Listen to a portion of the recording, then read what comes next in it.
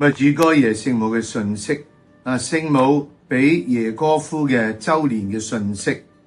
喺25年嘅12月25日。今日喺呢個恩寵嘅日子，我以特殊嘅方式呼喚你哋，向耶穌完全咁樣交付。小孩子們，請將你哋嘅創傷同埋痛苦，過去同將來都交付俾佢，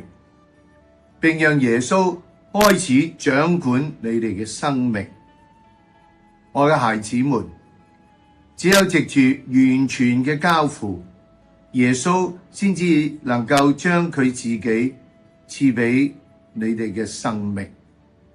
而呢個正係你哋所領受嘅最大嘅恩賜。請祈禱，你哋能夠明白，你哋為耶穌係幾咁寶貴，而佢係幾咁深深咁愛住你哋。感謝你哋回應我嘅呼喚。喺呢一個特別嘅時刻裏頭咧，天主咧以呢個特殊嘅方式唔係普通啦，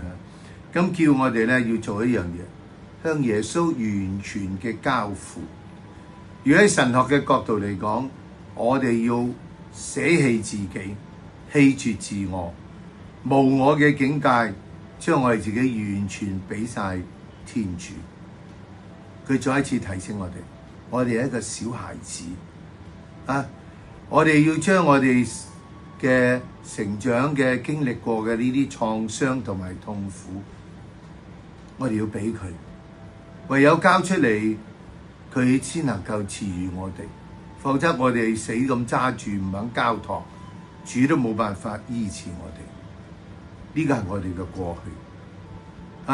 為未來我哋可能好疑慮係點樣，都交俾佢我哋要開始讓佢掌管我哋嘅生命。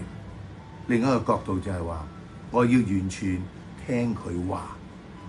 好似耶穌為我哋捨棄佢自己喺天上嘅呢個天主嘅身份，